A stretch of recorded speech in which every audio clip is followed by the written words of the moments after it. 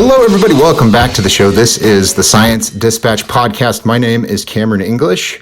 Excited to be here as always, joined by Dr. Chuck Dinerstein, Director of Medicine at the American Council on Science and Health. Chuck, what's going on, my friend? We are under the heat dome, which is unlike the Iron Dome. So you just like dousing yourself with the hose out front?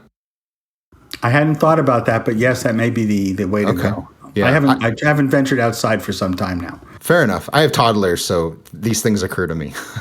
You have a slip and slide? Let's get down to things. Listen. They have blow-up bounce houses that are water slides now that you can buy at the Costco. They just sell them to anybody. It's really fascinating. But we have one of those. So well, it's funny because our neighbor had one, and when the grandchild was visiting, we brought it over to the house to blow up. So yes, I can see how the new generation is not going to be settling for a piece of plastic that you spray water on. That was so nice in my youth. The children of millennials are entitled to better and more entertainment. Hence the slippery house, I guess would be. There you go. Anyways, I hope everyone's having a great summer. As Chuck alluded to, it's humid and sweaty on the East Coast, and it's like living in a desert on the West Coast. So everyone's hot. Let's talk about some science. And interestingly, we've got an article. No, it has no correlation to the weather whatsoever. I was just going to make something up. The article's called Suicide, Homicide, and the Real Impact of Gun Laws. This is by Dr. Dinerstein from just last week. The article is at acsh.org if you want to read along with us as we go through the story. Chuck, here's your summary, and then give us a little bit of a rundown. So you write, the numbers upend a familiar narrative. While stronger gun laws are linked to fewer firearm deaths overall, the real story lies in the details. Suicide rates drop far more sharply than homicides. This research challenges blanket policy approaches and demands a more tailored response to two very different crises. Okay, so we need nuance, which means we're not going to get any because this is America. Take it away. Oh, you're very cynical in the heat. Well, it's an interesting study because I think it runs against the usual narrative. This week in New York, we obviously had a mass shooting event, and all the predictable players are there talking about the concerns about the gun laws, how did the gentleman acquire the guns, so on and so forth. And it's also a question of how did somebody with mental health problems obtain a gun. And so I found this particular article interesting because they went back and looked at the gun deaths, and they compared that to the strictness of the firearms laws in each of the states. Now, this was done by the Giffords Law Center, which obviously, because it's named after Congresswoman Giffords, who was attacked, is a anti-gun advocacy group, and they basically ranked the gun laws of the states by how strict they were and how long there was a pause before you were able to obtain a gun. And the states where the laws were stricter and it took longer to actually get the gun from the time of purchase to actually holding it in your hand were considered stricter gun law states. They talk about there's roughly 55,000 firearms-related deaths annually in the United States. But the interesting thing about it is that approximately half of those deaths are deaths from suicide. They're not homicides. And so what the researchers were interested in seeing was the effect of these gun laws on the incidence of suicide and homicide. And as it turns out, stricter gun laws made a significant dent in the number of people committing suicide in the state, but had absolutely no effect on the homicide rate in the state. And I thought that was a very interesting point to make. Predominantly, I believe that in many instances, suicide is a crime of opportunity. There's any number of ways that we've seen that over the course of years. The number of people throwing themselves over the Golden Gate Bridge and killing themselves has dramatically declined because they've put up netting for 20 feet on either side of the bridge now, and you just can't throw yourself off and land in the water. The bridges at Rock Creek Park in Washington, D.C., where people were routinely throwing themselves over, raised the height of the guardrails to 7 or 8 feet, so that if you really want to kill yourself, you have to do a little work. You have to climb up and over the fence. And that small hurdle, physical or mental, is often enough to prevent people from committing suicide. The other factor when you think about suicide is that guns are particularly lethal ways to kill oneself. It's much harder to kill yourself taking an overdose of pills, which also explains some of the differences we see in terms of male-female suicide, since women tend to not use guns, they tend to use pills to try and take their lives, so they have a lower rate of, air quotes, success in that regard. So that's what I found was interesting about the article, because I think that if we begin to talk about gun laws in terms of reducing suicides, then we can make a reasonable argument for having waiting periods, because that's clearly what can help with any number of firearm-related incidences that we've seen, that having access to a gun the same day you purchase it and not having to wait 72 or hours to have a cooling off period may make a difference. So there we go. I can't help but mention out of the gate, and you do to your credit as well, that the organization behind this study, the Gifford Law Center, this is hardly Harvard Medical School. This is an advocacy group. Well, I think the advocacy group chose the topic, but the data, and they did some of the they did some of the categorization of the strictness of the gun laws, but the rest of the data is CDC data. Okay, that's police. Well, data. I mean, let's replace Gifford with Discovery Institute and change the topic to evolution. Are those qualifications going to hold? Sure, some of the data was provided by the Discovery Institute, but the analysis of evolution's flaws was totally like nobody would buy that, and that's not your fault. I'm not implying that, but what I am suggesting is there is an incentive here to reach a certain conclusion, which of course they did. And it would go the other way. If this was an NRA-backed study, inevitably the answer would be guns don't kill people, people kill people. That it would just be the result. So okay, now I'm going to disagree here. Okay, go ahead. I think that the part that you're looking at is how they categorize the strictness of the laws. So let's just say we drop that and simply talk about whether they had a waiting period or not. And I think that we would see something very similar come out, because again, my main contention is that suicide is, again, a crime of opportunity. So if you diminish the ability to have the opportunity, then you can diminish the rate. It made no impact at all on homicides, because people that are going to be killing their neighbors have other ways of getting weapons.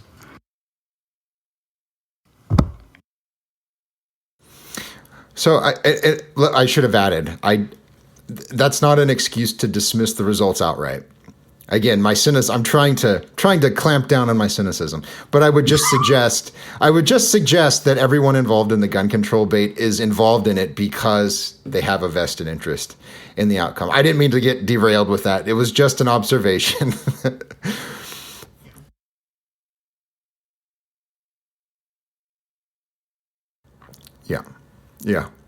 Yeah. Well, here's the thing, and I want to move on to the larger point you made, which is that these are two separate crises. They have to be addressed differently. But when you deal with the epidemiology of this, there's contrasting studies, and you can get more granular or you can zoom out, right? If you look at a country like the Soviet Union, an absurd amount of gun deaths, despite massive restrictions, right? An outright ban on handgun ownership. There were no AR-15s in Minsk, right? Like that wasn't a thing, but there were significantly higher homicides because what people have said in studies is there's a substitutionary effect. If somebody really wants to kill somebody else, you can take their 9mm away, but right, there's lots of other implements around, as the UK is discovering right now with their, with their knife I think you see that locally, again, even in New York, the number of stabbings has gone way up, because if you get caught with a gun, there are penalties for that. Whereas you get caught with a knife, it may not have the same cachet with law enforcement. Obviously, when you stab somebody, you shoot them, the penalties are going to be very similar. But there's definitely more use of alternative weapons. The other factor, and maybe I'm writing my own death certificate right now, but there are, of course, important demographic factors involved in a discussion like this. There are particular groups within our country who are more prone to commit violent crime and to be victims of violent crime. And similarly, there is another demographic that commits suicide. And that black-white couldn't be clearer. Yeah, don't tell people which one it is. Like, let's do some homework. Go do your homework, guys. Yeah. Go read the article. But there's clearly a demographic separation there. And I think my real point was that we can write gun laws to address suicide, and we seem to have some effective laws to address that. But if we wish to address homicides, the continued chant of more gun regulation does not seem to be having any significant impact, and we need to begin to think about other ways to influence that.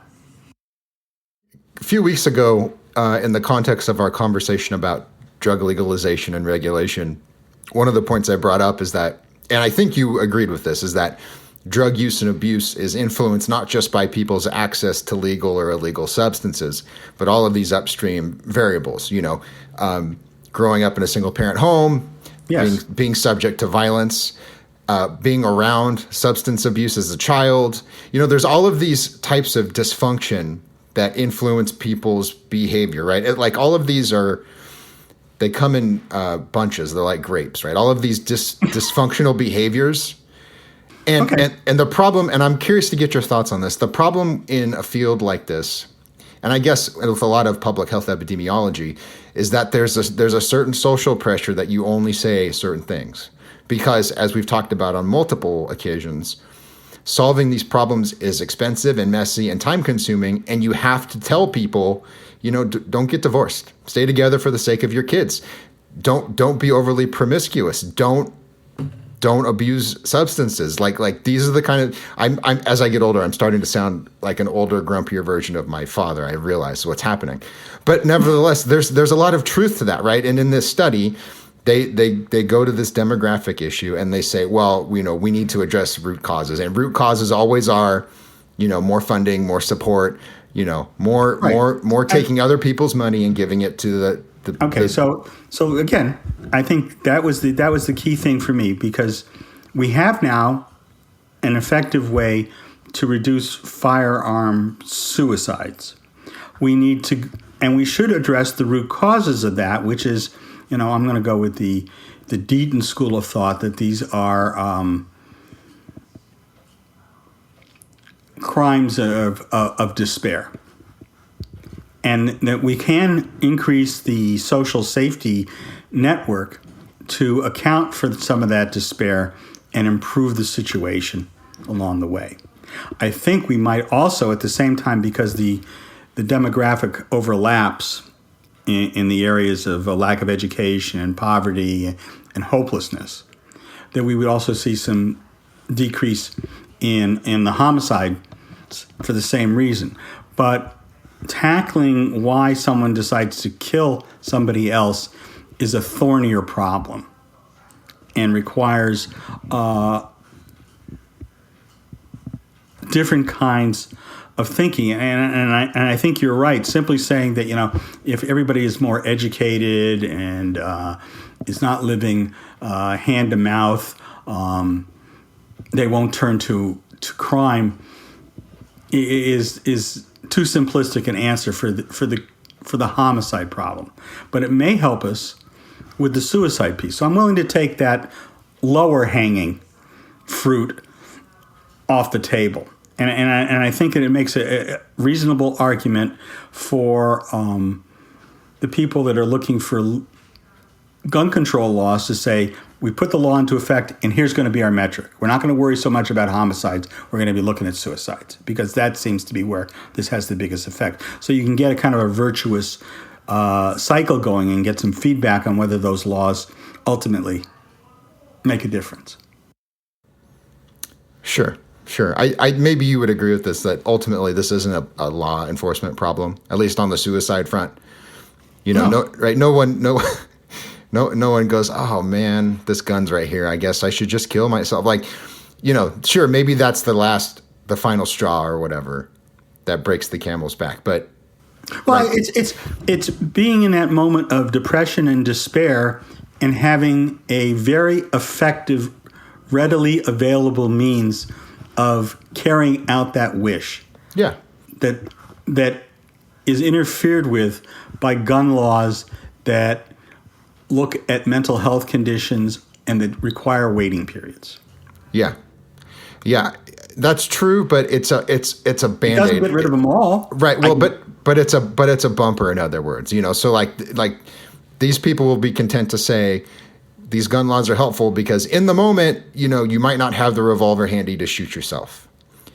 And that may count as a victory, but for the person who, is clinically depressed, or they're suffering from some undiagnosed mental illness or whatever, or they're just, they're in despair for one reason or another. Like, these are issues that are hard to solve at the population level, like obesity, like we talk about all the time. Oh yeah, absolutely. Okay. That's all I'm getting at is, and again, it goes to the fact that these are hard issues to solve, but politicians don't want to say, well, we're just not going to do anything because it's really hard. What they're going to do is they're going to find the avenues where they can do something, and then they can say, look, we're funding research and we're passing this law and blah, blah, blah. It's the same thing with the opioids. And that's fine. At least if they would do something that we had some minimal evidence was efficacious. I don't think we need any more gun laws in Suffolk County where I live. I think we're pretty well set on gun laws. Really? You don't need just one more? You don't think that'll do it? No, with the waiting period to get a weapon initially of 6 months, I think that there's lots of time. Maybe you have enough time to think about other people. There's some time waiting in there. Oh, I think I'd have to look up the quote. I think it was H.L. Mencken who said that blaming violence on poverty is one of the cruelest things you can say about poor people. I was like, that's right. I've been poor at different times in my life. It never occurred to me to go shoot somebody. So I think... yes, there's more than one factor in there. There you go. All right. Well, once again, the story is called Suicide, Homicide, and the Real Impact of Gun Laws. This is by our very own Dr. Chuck Dinnerstein. It's at acsh.org. If you want to read it, go to the subscribe tab when you're there. Punch in your email address. We will send you the stories we publish. The ones that you read are the ones we usually talk about. We are on Instagram, X, YouTube, and no other social media at this moment. But go follow us. Channels are called Matter of Facts. Just look ACSH Matter of Facts. Our colleague Anna Delaski is doing awesome videos, 30 seconds, a minute long, breaking down some cool science topics, answering your questions, tackling all of the issues that are in the headlines. So if you want to be a little more informed about all that stuff, go check out that content, subscribe, listen, share it with your friends. We greatly appreciate it, and we will see you next week.